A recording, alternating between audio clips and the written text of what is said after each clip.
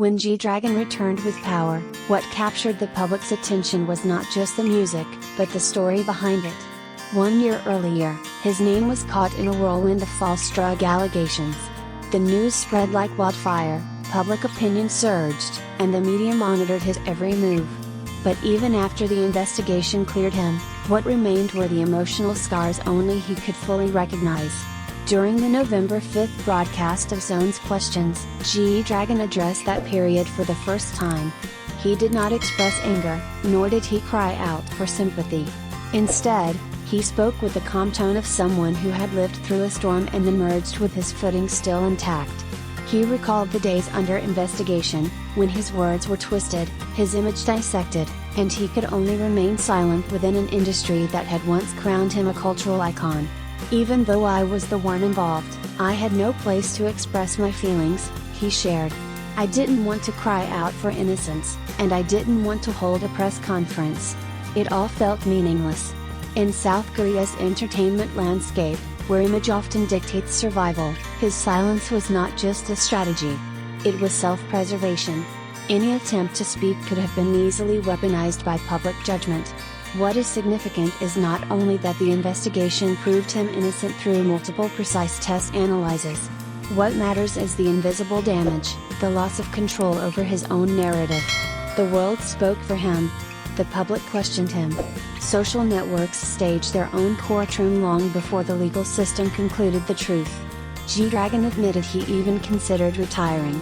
It feels surreal, coming from an artist who has shaped the industry for years, a trendsetter rather than a follower. But emotional collapse can reach even those who seem untouchable. I wondered whether everything was really over, he said, or if I had only barely survived it. What brought him back was not the desire to restore his reputation. It was music. I could only do one thing, write. And as I wrote, I found myself pouring everything into it. And that is how Power was born. The Power music video is not simply a display of artistic performance. It is a declaration. G-Dragon did not return to explain.